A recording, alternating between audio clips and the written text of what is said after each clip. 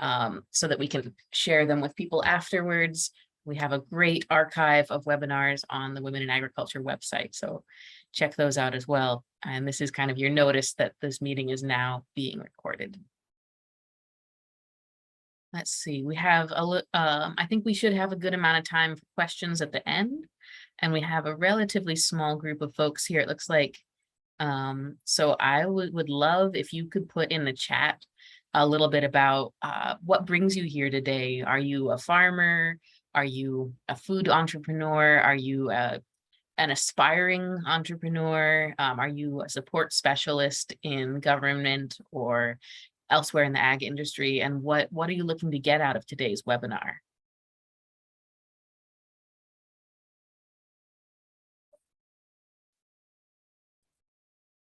If you could type a little bit in the chat about what brings you here and what you're looking to get out of the webinar, that would really help me tailor the webinar to you.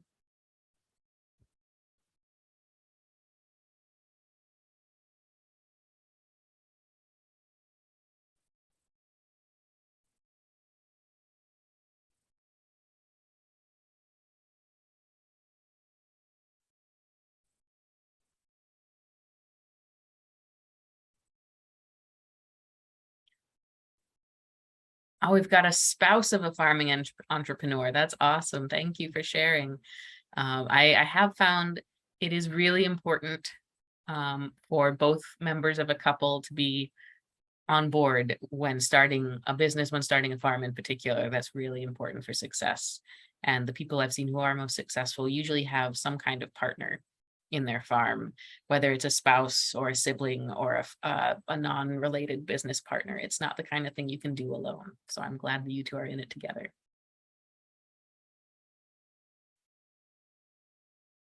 Anyone else want to share anything before we get started?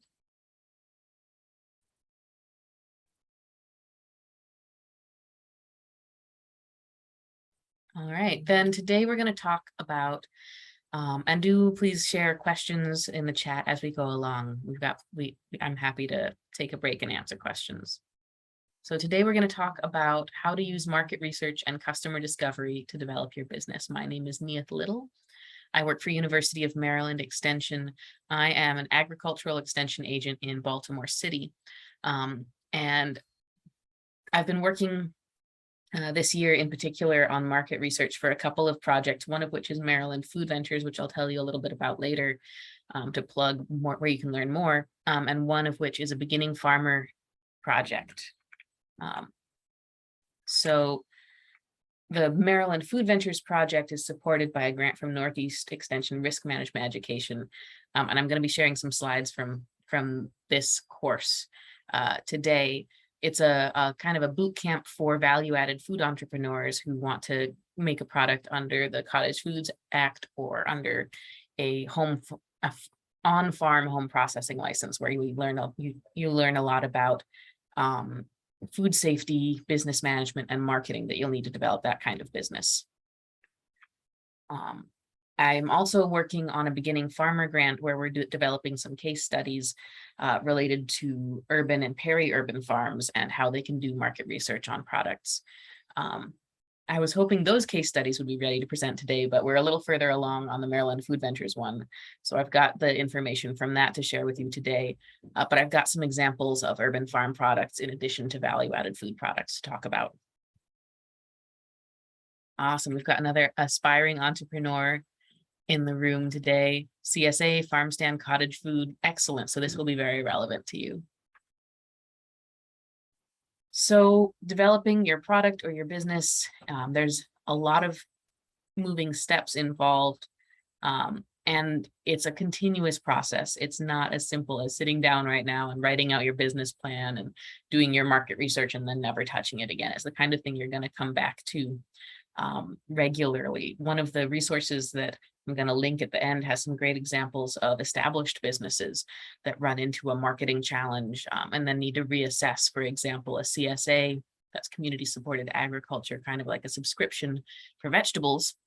They have a great example of a CSA that found that they'd lost a lot of customers and they weren't sure why. So they decided they needed to do some market research to reassess why customers left, what was changing in the demographics or the income or the market in their area that changed their business and how they needed to adapt. So whether you're just getting started, whether you're more established, checking back in with market research can be really valuable. What we're going to talk about today is assessing market demand and revising your approach if needed. So what I would like for you to come away from today with is the ability to make a plan for conducting market research and customer discovery. Customer discovery is something that I've been learning more about recently. We talk a lot about market research in the agricultural field, but customer discovery is another term that's used a lot more in kind of the non-agricultural business world. And it's also, I've been finding it really helpful. So customer discovery is the process of kind of testing the hypothesis that underlies your business model by going and listening to consumer needs and preferences. And market research is the broader topic area of the whole process of gathering and interpreting data about your target market, your customers, and your competitors. So let's take a step back. A lot of aspiring farmers or entrepreneurs who I talk with say, you know, I love my product. How do I convince customers to buy it? And they think that's kind of the purpose of marketing, is to convince customers to buy what they have to sell. And there's certainly a piece of that, right? Like you see all the advertisements on television and they are very obviously trying to convince you to buy something. And that is part of marketing. But that's kind of the end step in marketing. Much earlier in the process, you need to think more about what problem does your customer have that you can solve for them with the skills and the resources that you have available. So before you start thinking about trying to sell a product, you need to go backwards and think about, what do your customers need? So there's a question in the chat about, should you pay people to gather the market research data, or should you use free volunteer sources like the master gardeners? So I'd recommend talking with your local agricultural extension agent in particular, more than the master gardeners. I think the master gardeners can be excellent resources on growing plants, but they don't usually have a lot of expertise on the business side of farming. Although some of them do individually. It's just not generally a large part of the master gardener program. And you can certainly hire consultants to help with you, but as we'll talk about a little bit later, you still need to put in the work to figure out what questions you're trying to answer and to analyze the results. And if you just hire someone and say, hey, do market research for me, they'll very likely come up with a pretty slideshow about why your product is awesome and might not go into the depth of figuring out what product is right for you, or answering the questions that you really need to answer. So you're going to have to put some work in first before you know what you need from a consultant. And that's what I want to talk with you about first, is thinking about what questions you need to answer. Many entrepreneurs feel overwhelmed when they start trying to do market research. There's so much information out there. How do you sift through it? How do you figure out what it means for you? I find it helps to really clearly articulate what questions you're trying to answer with your market research, so that you can help narrow down what information you'll need and how you'll interpret it. If you ever took a science class, it's kind of similar to figuring out your research hypothesis. What's the thing you're trying to test? So let's go through a couple of examples. Let's think about a microgreens grower. So I work with urban farmers in particular, and often someone will come to me and say, hey, I've heard there's money in the microgreens market. Is that true? But you know, I grow microgreens and I try to sell them to people, and microgreens aren't an existing part of their diet, so they don't really know how to use it. So how do I convince my customers that they should eat microgreens? And again, I would suggest taking a step back, because convincing customers that they should eat microgreens is kind of putting the cart before the horse, right? The question isn't how do I convince people to eat microgreens? The question is, what product or what farm product can I produce with the resources I have that meets needs and values that my customers have and are willing to pay for? So in this example, let's think about maybe you're an urban farmer who has indoor growing space in a building and wants to grow a vertical indoor product, a controlled environment product. Microgreens are very commonly grown indoors under artificial lighting. Mushrooms are another product you can grow indoors. So your question to answer with market research might be, which product that I can grow indoors is going to be the best option for me? Which one best meets the needs that my customers have? You also would want to ask, you might also come to this curious about how willing your customers are to try something new, and which customers are the ones who are most interested in trying something new, right? There's a variety, there's a lot of diversity of values and interests and lifestyles anywhere you live. So figuring out who your customers are, who are the people who have the values that align with the products you're able to produce, and who is curious to try new products, and who maybe, you know, has their diet that they're happy with and isn't interested in trying products. They might not be your customer. Where'd my mouse go? There we go. I think the battery's dying. There we go. And again, we need to think about what needs do customers have that my product can fill. We're going to talk a little bit later about customers' values.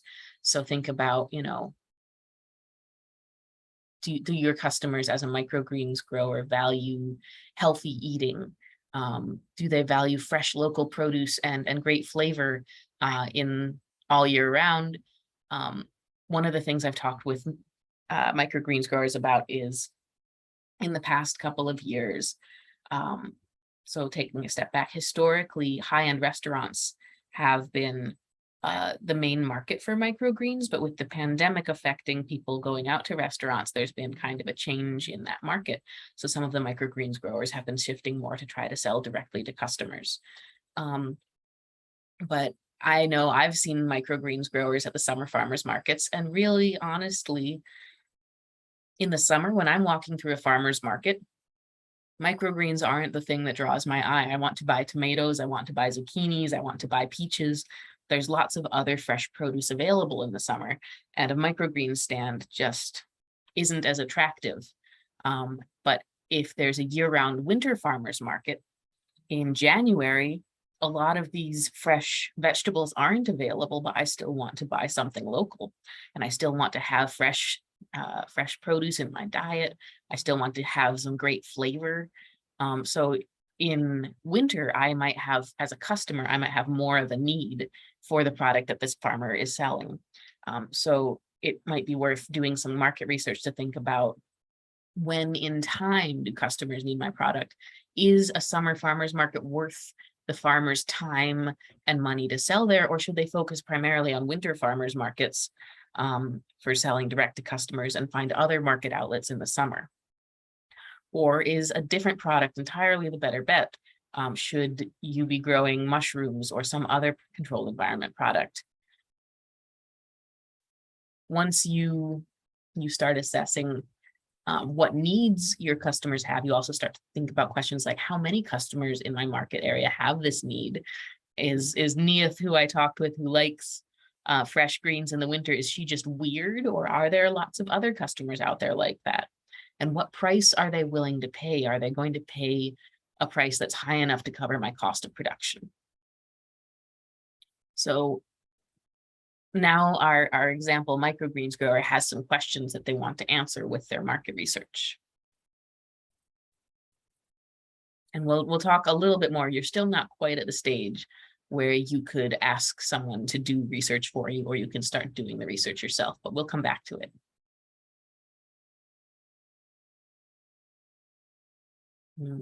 There we go. Let's take another example of thinking about what questions you would need to answer with market research. Let's think about someone who is a vegan baker who's considering launching a cottage foods business. Maybe she identifies that she needs to assess the viability of her business idea. So she needs to figure out how many potential customers there are in her town. She starts by wondering how willing potential customers are to try vegan baked goods. And she interviews people from her neighborhood.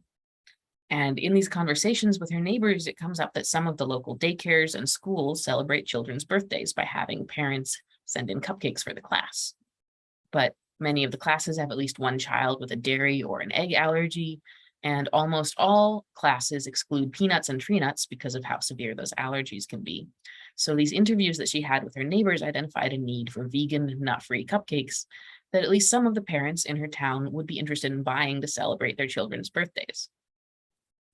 So here she's identified a need that her customers have that her product can fill. Next, she decides that she needs to conduct some follow-up interviews and do more quantitative market research to identify how large the potential market is for this product, and what price the customers would be willing to pay for a product that would meet their needs. So now again, we've got some questions that you can start to dig into with more data and more market research activities. And they're more specific than just market research for microgreens. It's some specific questions.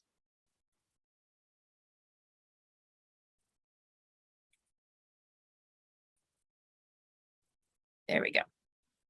So here are some ways. There are many methods that you can use to conduct market research, but for a farmer or a small business owner, some of those methods are too expensive or just too time consuming. So here we've narrowed down on 4 ways that I think are particularly feasible and time and money efficient, and we're going to cover each of them in detail in the following slides. One is conducting customer discovery interviews. The next is developing customer profiles or personas, exploring free secondary data, and visiting potential market outlets to take notes on your competitors' prices and products. So let's talk a little bit more about customer discovery interviews. Customer discovery interviews are open-ended conversations with people in your target market, whether that's farmers market customers or restaurant chefs. The goal is to understand your customers' needs, values, problems, or pain points. You should not use the conversation to try to sell the customer your product. In fact, don't even mention what your product is until the end of the interview or in a follow-up conversation. Instead, ask the customer open-ended questions and practice your listening skills. For example, from the microgreens grower scenario, instead of asking customers about their thoughts on microgreens and whether they've eaten them before, you could start by asking a farmer's market customer, when is the last time you tried a new food? Why did you decide to try it? What was your experience like? And you can learn from that things about what it's, where people shop for new foods when they're in the mood to try something new, what kind of motivates them to try new things. And you can then incorporate that into your marketing. You could also sit down with, say, a restaurateur or a chef and ask them questions about, so you wouldn't ask them questions like, do you want to have specialty mushrooms that I could sell you? You'd ask them questions like, what is your approach to local foods on your menu? Where do you source for local foods currently? Are you satisfied with the quality and the quantity and the timing that you're getting? What products, what local foods do you wish you had on your menu that just aren't available currently? What local food products are only available certain times of year that you wish you could have in the off season? What products are you buying, but the quality is just not what you'd like it to be? And how would you like the quality to be better? So having a more open-ended conversation that can help you identify what's a problem that your customer is having that you can then try to solve with your product.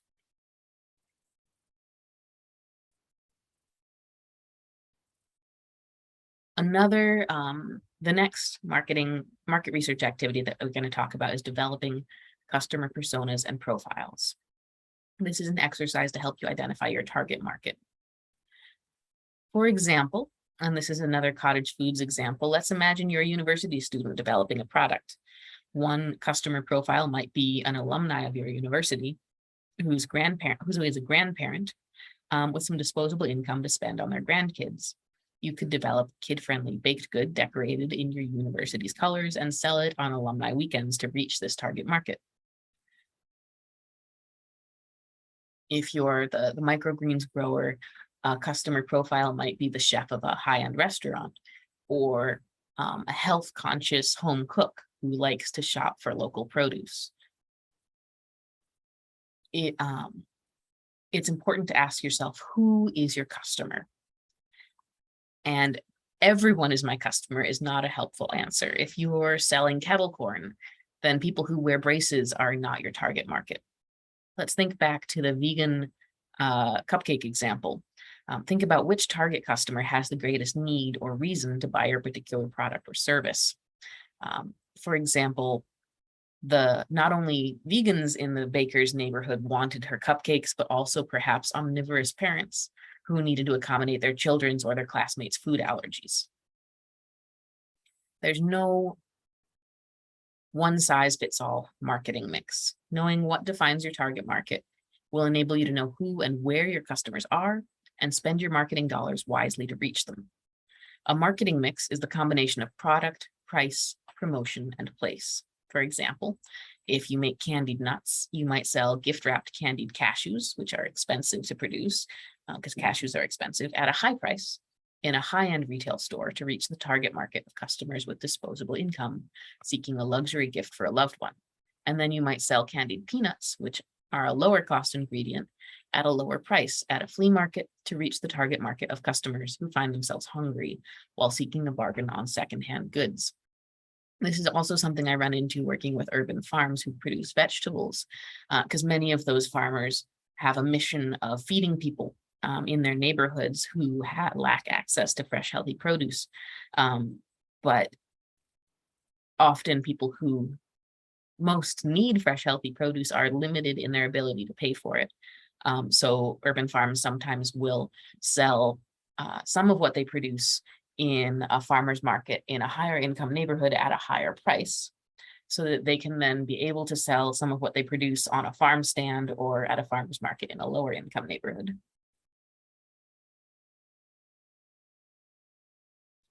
While you're developing customer personas and profiles, you'll encounter the vocabulary market segmentation, and there are many different pieces of market segmentation. This is what kind of breaks up your customer into these different profiles.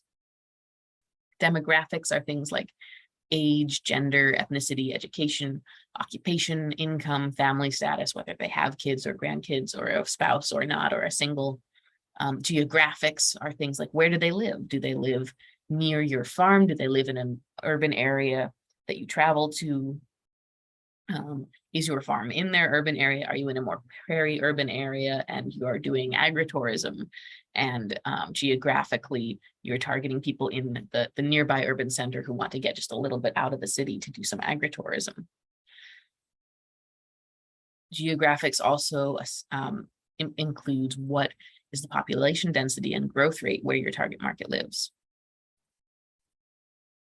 Psychographics are opinions, values, beliefs, traditions, things like environmentalism or beliefs about healthy eating.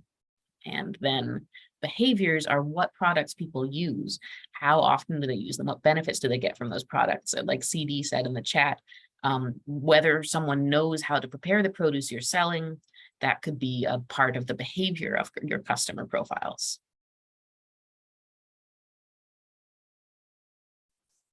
So then you want to think about, for example, is your target customer someone who already knows how to prepare your produce and knows to seek it out? Or is your target customer someone who wants to try new things, but maybe doesn't have, maybe isn't a very confident cook yet? And in that case, that target customer might particularly value recipes and maybe videos on your social media about how to prepare produce. Secondary data is another useful tool. So once you kind of know a little bit about what your customers need, and you've developed a little bit of a customer profile, but then you can use secondary data to answer questions like, how large is my target market? So for example, if you If you are a winery, if you want to start a winery, and you've identified that your target market is people with a little bit of disposable income, maybe a little bit higher in age, who might have a little more free time, then you can use some secondary data that already exists out there to assess how many people who fit that target customer profile live in the different areas around my farm. Here are some really helpful places to get this kind of data for free, but you do then need to start to do a little of the work to interpret it. The USDA Economic Research Service has some really helpful information. I, in particular, like their consumer food data system because it's got some cool info about eating trends and food trends and what different people's diets are like. The Census Bureau is also really helpful. They've got federal information at the federal level, and then local state governments often have local reports on the census data, and that's where you can get information about population change, about age demographics, about ethnicities in different areas. So if you're trying to grow specialty ethnic produce or heritage crops, things like callaloo or sweet potato greens, it would be important to look at ethnicity data to know where people who already know how to eat that produce live, and then also think about sharing information about how to eat that produce with people who might not traditionally eat it. The State Department of Agriculture usually has some helpful information here. In Maryland, the Maryland Grown program has some information about local farms, which can be helpful to assess what potential competitors are out there already selling your product. They have some great lists of agritourism sites, and they also have information about the prices that different kinds of produce are selling at farmers markets around the state. Land grant universities and your extension service are another helpful resource. That's what I and Shannon work for. And we often provide one-on-one technical assistance, or there might be reports depending on what kind of state specialists we have. And I do want to put a plug in here for UMD's Entrepreneurial Coaching Program, which we're about to launch a new web interface for. Then another market research activity that I highly recommend is visiting potential market outlets. Some of the people I've seen be most successful really did their homework in this. If you think you're going to sell at farmers markets, go to 5 or 6 farmers markets in your region and just walk around. Think about, do you see people shopping there who look like they might fit into your customer profile? What products are sold there currently? What prices do the current vendors sell for the products that are similar to yours? Are people buying those products? What's the volume of customers like? Is this market attracting a small number of customers? Is it really busy? What sizes of packages are products sold in? What sizes seem to be most popular? What kinds of displays and packaging attract your attention? Who has a really beautiful market stand that is attracting a lot of customers? What about it is attracting customers? And think about what's missing from the market that you're considering. This is an important question to ask because it can help you identify unfilled market niches. But it's also a dangerous question because it's important to do further assessment to figure out why the product is not available. It might be that the lack of competitors is a real opportunity, or it might be that not enough customers want that kind of product, or that they're not able to pay a price that covers that product's cost of production. For example, I'm not aware of any locally grown saffron in Maryland, but I think that's probably because saffron is the stamens of the crocus flower and is hand-picked, which is very labor-intensive. And commercially available saffron is farmed in countries like Afghanistan, where they have very low labor costs compared to the US. So it would be very difficult, I'd say probably almost impossible for a Maryland local farmer to grow and harvest and sell saffron at a price that customers would pay, being familiar with the price of saffron from existing markets.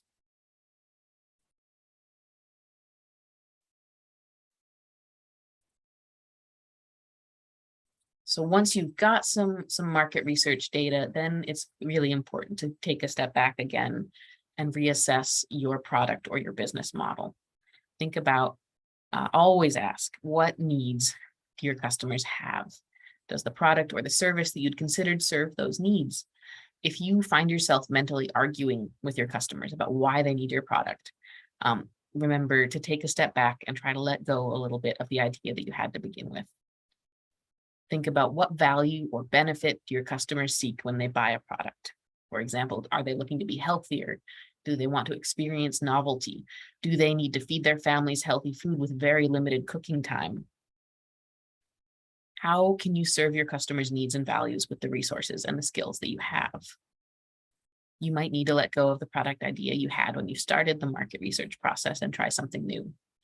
This can be disappointing, but finding this out now is much better than finding it out after you've invested a lot of your time and money in a product that will not sell. So in summary, customer discovery and market research are powerful tools that are necessary to develop your product and your business. Many entrepreneurs fail because they do not seriously consider what their customers need and whether there's a market for their product or their service. Take time to plan out what questions you need to answer with your market research. Think about which of the tools we discussed in this video can help you answer your questions. And be willing to reconsider your ideas based on the results of your customer discovery and market research. Even deciding not to start up a product or an enterprise is a valuable outcome of this process because it saves you time and money and frees you up to try something that might be more successful. All right, so I've got some references here. I will also put them in the chat once I take the slides down. I recommend this article on customer discovery I found very helpful by the Harvard Business School. Market Research Basics by Penn State Extension I found really helpful. And Iowa State's Do-It-Yourself Producer's Guide to Conducting Local Market Research is pretty long, but it's worth reading and it's got some great examples. And I've also like to recommend here at University of Maryland, we have in our business school, there's something called the I-Corps, which is a training program for people who are trying to commercialize their innovations. And they do have a grant currently for accepting members of the public to that training. I think this is a good time to open up for some questions. And if you're welcome to unmute yourself, to turn on your camera if you'd like to ask a question, or if you'd like to just kind of use this as a workshop and think about, okay, so this is my product. Let's talk through what questions would I want to answer with market research and how do I do that?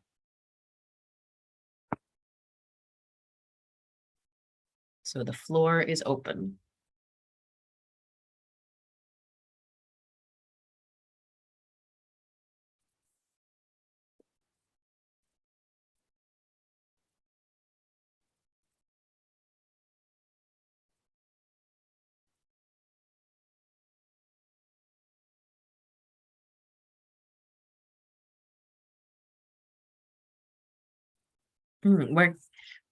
Awesome.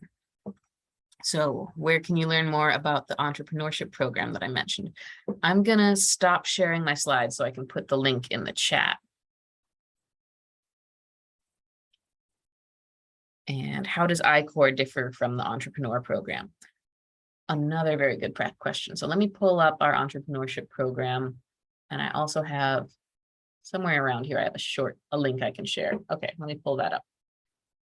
You know, in fact, I'll share my screen again. Where did it go?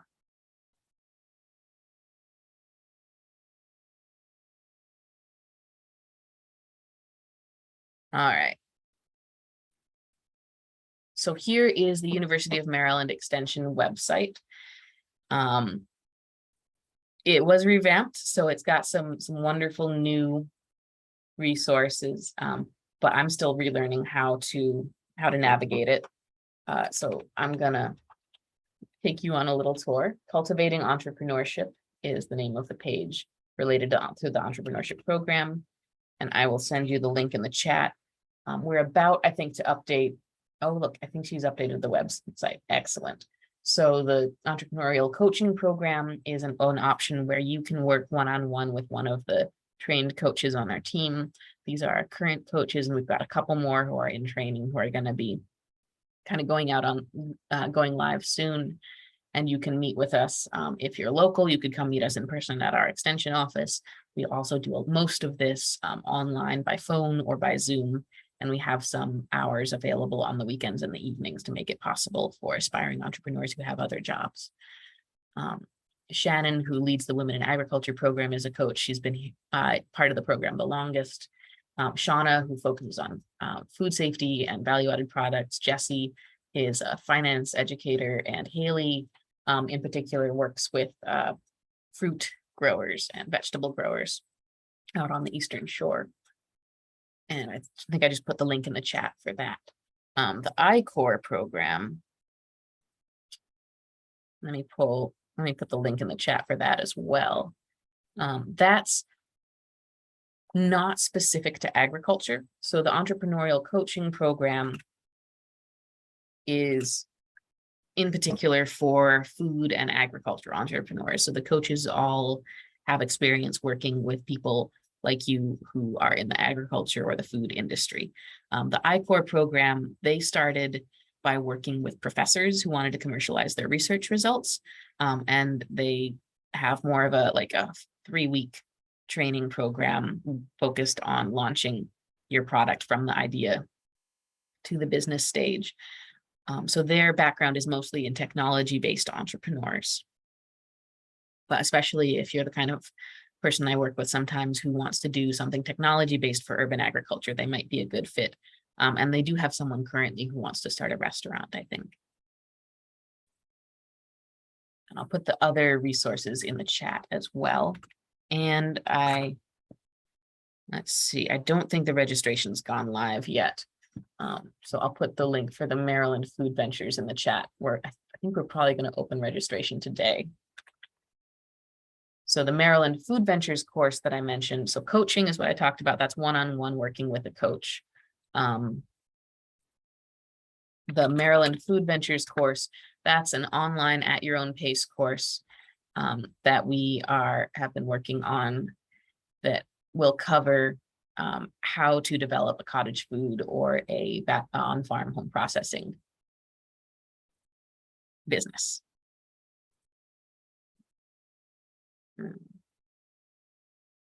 Having trouble finding the link to that right now, so I'll find that in a minute and get it to you.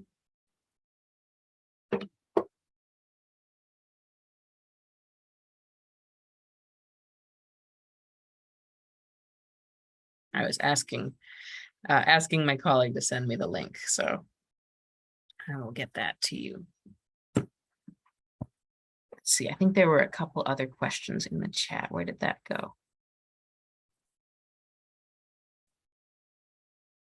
Okay, I think we have answered the questions that were there. So if anyone has more questions, you are or would like to kind of talk through your market research process or your product, you are welcome to put it in the chat or unmute and speak up.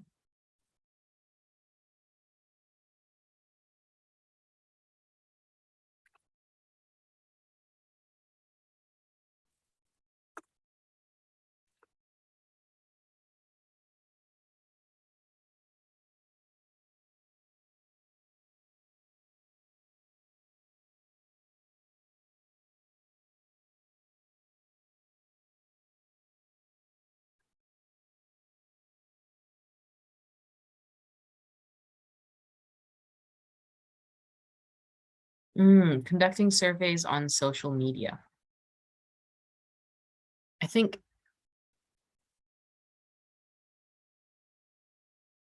let's see. The biggest challenge with conducting surveys on social media is you're going to survey the people who are already kind of part of your social network. So if you're trying to get outside of your current bubble, that can be a challenge. But it can be a really fast way to get to folks.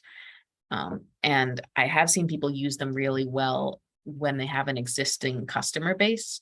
For example, there's a meal planning program that I actually subscribe to, who does some really helpful like pop polls of what do you want to eat this week? What products, what meals are you seeing out there that you wish you knew how to make at home? So like one or two questions that have very that are very easy to answer. It seems like they're able to get some fast feedback from their existing customers so they can keep them engaged and adapt their products to meet their customers' needs. So I've seen the social media surveying be really useful for engaging and getting information from your current customer base. I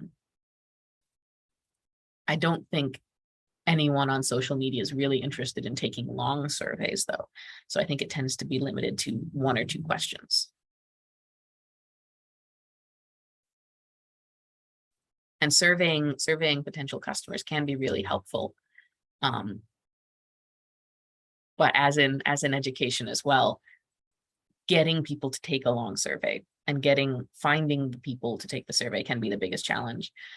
So I would recommend, if you're going to be doing a longer survey, starting with that customer discovery step, where you sit down with some potential customers and start asking more open-ended questions, and then using that, what you learn there, to develop your written survey questions. Can be really helpful to make sure you're getting the most out of your longer survey questions, that you're asking the right questions. There's also something called survey validation, where you sit down with someone with your draft survey questions, and you ask them to fill out the survey in front of you, and whenever they make a funny face or pause, you ask, so what does the wording here mean to you? What do you think this question is asking about? So you can figure out whether the questions you're asking are getting the answers that you think they're getting. Because it's often when we write a question, the customer might understand it differently. For example, I've done a lot of surveying of urban farmers. And even that phrase urban farmer means something different often to growers than it does to me. Someone might identify as a farmer because they're out there growing food. They wear overalls. The neighbors see them as a farmer, but they grow it primarily for themselves and their neighbors. Other folks might identify as a gardener, even though they're selling a lot of what they produce. Whereas I generally draw the line between farmer and gardener at that sales point. So we might not necessarily use words the same way as our customers do. But it's important to try and understand how your customers are using those words before you do a lot of surveys and make decisions based on an assumption.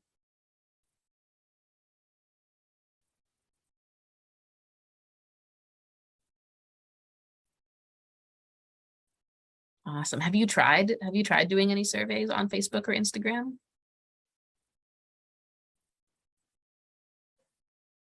Hi there. It's probably just easier to speak. No, not really. Just some informal, silly ones with a very small group of followers that we already have.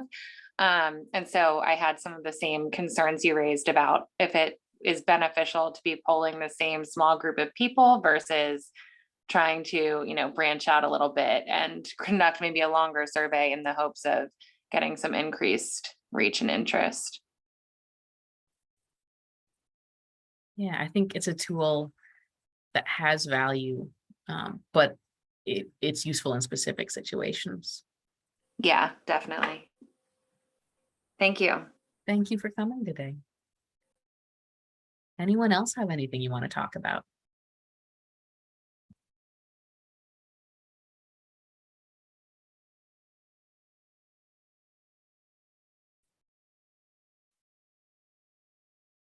All right, I'm told that the registration for the cottage foods class is live now. So if that's something you're interested in, go check it out. And do stay in touch. Please think of us as a resource as you develop your businesses.